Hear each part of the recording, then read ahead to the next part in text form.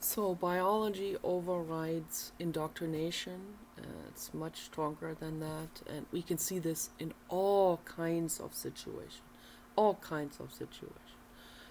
Whatever is, however the brain is hardwired from birth, biologically, genetically, and also sometimes caused by the time in the mother's womb. When the mother has too much stress, then there can be a fetal developmental stagnation, and that can cause some changes in the neuronal function, in the brain formation. That might also cause some areas in the brain to not fully develop, like the amygdala. So that I don't know what the time frame is for the amygdala during the fetal development in humans. It could be the fifth month of gestation. I just in 1989 there was a Psychology Today article about that they had just done the research on the third months of fetal development. That was also very interesting to see, which causes the third months of fetal development, when the mother has too much stress or drinks alcohol or smokes or takes drugs or medicine or something like this, pharma medication, that can cause the embryo to experience a stagnation in its development. So, and then the gender is not fully developed in either totally female or totally male. So, and then you can see all kinds of, and then overpopulation causing stress causes more and more women to give birth to a child who is growing up to be somewhere on that spectrum between the genders, for example, because it didn't fully develop. And in the same sense, the amygdala might not get fully developed because of stress also because of overpopulation causing stress to mothers. So more people, more stress. It's just simple math. Okay.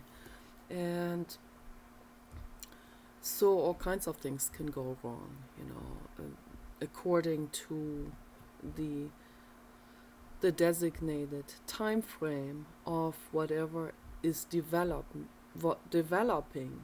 during that time frame. So in the very beginning, the limbs start growing. That's when it's really really small still. That's a I don't know exactly the time frame of this, but those are the first things that start to do cell differentiation, growing the limbs and the organs and all of this, and growing the brain, in its very rudimentary form. We actually go through phylogenetic stages of evolution in the fetal development, and that's the most vulnerable time, of course, for us, and all kinds of things can go very wrong. And so because of this, I am not pointing the finger and throwing the judge hammer down from a wider angle, and I'm not going to say, oh, these are just evil, whatever, or they are demonic, or they're devils. And I see a lot of people use this religious language. Well, that's how they were indoctrinated. So they will use this religious language because that's all they have ever known and learned. So, but we need to question this. Obviously, it's not about demons. It's not about devils. It has to do with the different brain formations, and the brain formations being more or less developed. Okay, that's all it has to do with. Yeah. So if someone has huge amygdala, like Sherry and Paul and myself, and Ingrid Newkirk and Captain Paul Watson and Peter Hammerstead and Pamela Anderson, then that always overrides any kind of other social things or popularity or religion or whatever, or nationality, or even, governmental laws. So love, oh, is is much more powerful and much bigger than any of that. So love is it's not even a law. Love is universal power. It's the infinite cosmos. That's what love is. Okay, and when our brains are developed in that, to be a conduit for that, to have these amygdala, to feel this compassion, okay, then that overrides everything else, and that's wonderful. Okay, so in the same sense, again, when a religion has something positive and good to teach to people, but the people's brains are not developed to receive this, to understand it, to feel it, then the biology also overrides that too. And the a criminal's biology overrides religion, and or overrides a good religious commandment, and it overrides also a good governmental law. So you see that biology always seems to override whatever is externally given to that person in terms of information or laws or whatever. So, and I'm not throwing the judge hammer. I'm not saying those people are just evil and bad, because obviously they don't know better. That is how their brains are. But we cannot have people like this running around and making everyone else's life miserable. Okay, that we cannot do anymore, and that's why I want to develop these therapy centers. And when someone has the brain formation of criminality, of psychopathy, then they are not going to change. So Governor Newsom thinks they're going to change, so he just lets them out, like just like, oh, they have the potential to change, so just let them out of prison. It's not working. Okay, so I highly recommend to Governor Newsom to read the work of Dr. Adrian Rain, and you will see that the old ideas, which are the indoctrination from religion, obviously in the past they didn't have brain scans during Apostle Paul in the year 600 Anno Domini, so obviously they didn't know better. They thought we're all the same, but no, we are definitely not. Okay, so, and you can clearly see this. Just open your eyes and look around. You can clearly see this. One guy getting out of his car and on the 405 freeway to rescue a Rottweiler. Not only is he risking himself getting run over by a car, but also a Rottweiler, a very, very, very dangerous dog breed, can get bit. But the dog knew. Dogs have strong, also real strong intuition. They're very psychic. So the dog knew he wanted to help him. So we can clearly see. So how many people are doing this? Okay, like less than 1%. Okay, so that's a man, Gary, the Margot vehicle guy. That's a man with humongous amygdala function, humongous compassion and empathy. Okay, so, and I know a lot of people get mad when I talk about this, because that triggers their insecurities, that triggers they think they all have to get they get very angry and they want to retaliate and they want to throw an insult at me, and they want to also tell me that I'm who do you think you are?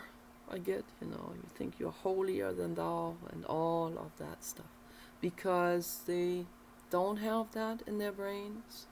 So because they don't have that, they want to make their criminal way of thinking the norm and chic and en vogue and acceptable and socially acceptable, and they want to smear campaign the others. Okay, this is how it works, obviously.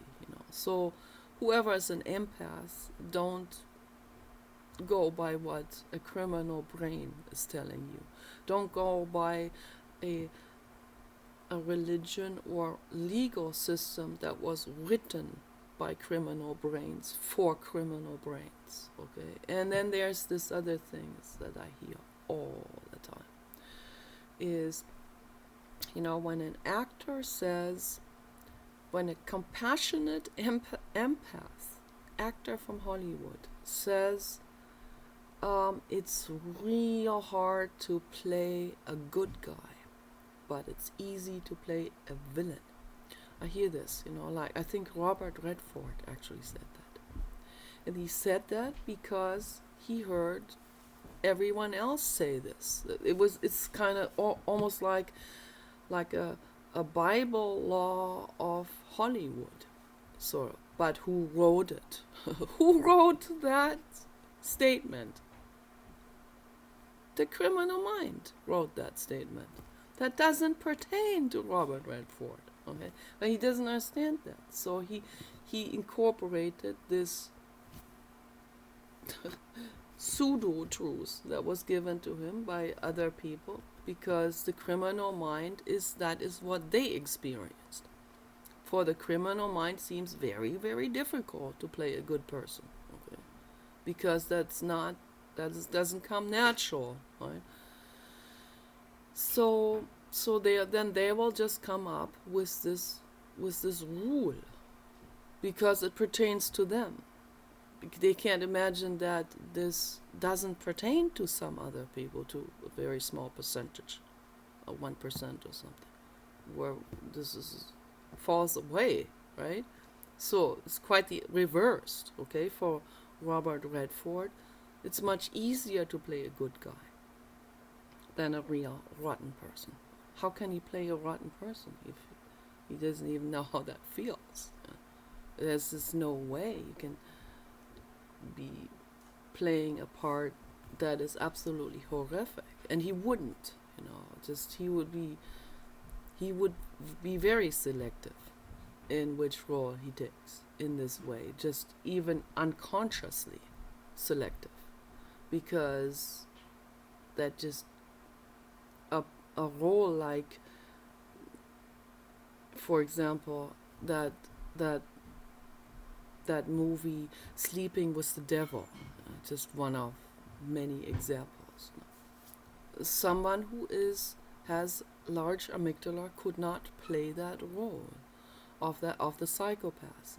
It would not work, okay? Because there's also a lot of psychological cruelty that is in that film. So I could never play a role like this. Never, ever.